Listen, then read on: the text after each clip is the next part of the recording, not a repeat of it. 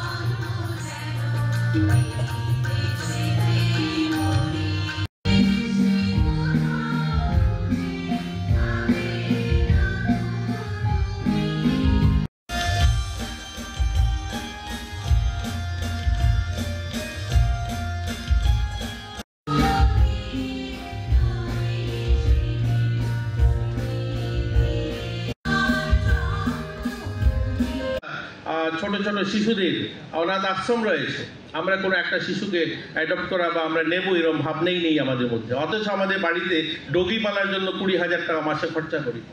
আজ যে জীবের প্রেমের কথা বলছি, আমরা যে বিবেকানন্দের সামনে দাঁড়িয়ে শ্রদ্ধাঞ্জলি দিচ্ছি, আমাদের এই ছোট্ট রাজ্যে শত শত ছেলেমেয়েরা আমাদের অনাথ আশ্রমে, যাদের বয়স 2 বছর 3 বছর 4 বছর 5 বছর, যেহেতু আমি দপ্তরটা চালাই আমি জানি আমাদের 40খানা হোম, সরকারি এবং বেসরকারি মিলে যে হোমে শত শত বাচ্চারা বড় হচ্ছে। অথচ আমরা কেউ, আমাদের মতো মানুষ যারা, কেউ এগিয়ে আসেন একটা শিশুকে গ্রহণ করার জন্য, আমি তার শিশুর দেখভাল করব। অথচ বাড়িতে ডগি নিয়ে আসছি, বিদেশি ডগি পালছি, আমরা জীবের প্রেমের কথা বলছি। এগুলো আমাদের সামাজিক ব্যাধি।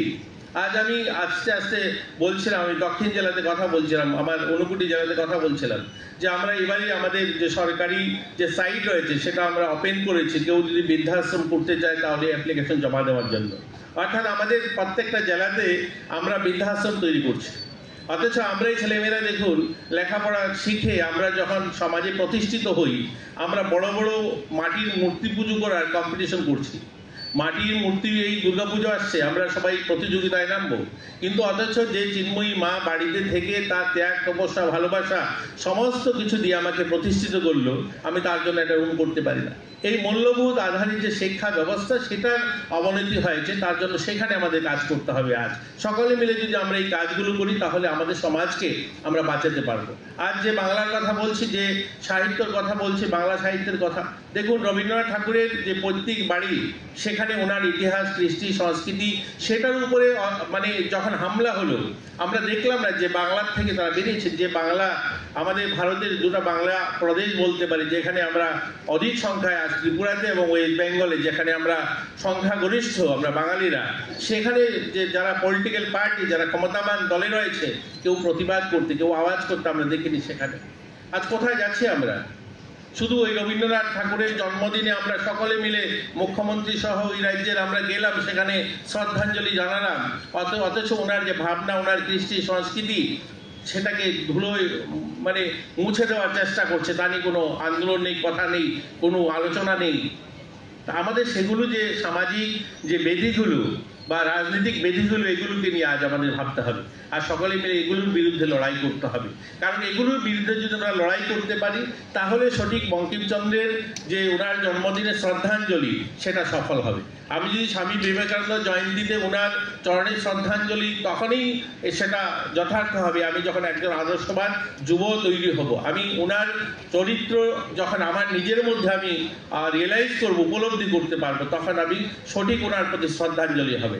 আমরা যদি সকলে মিলে এই সমস্ত ব্যাধিগুলো নিয়ে আমরা আন্দোলন তৈরি করতে পারি, জন আন্দোলন তৈরি করতে পারি, তাহলেই আমরা একটা সুন্দর সমাজ ওনারা যেভাবে চেয়েছিলেন সেটা সম্ভব হবে। আজ গোটা দেশে দেখুন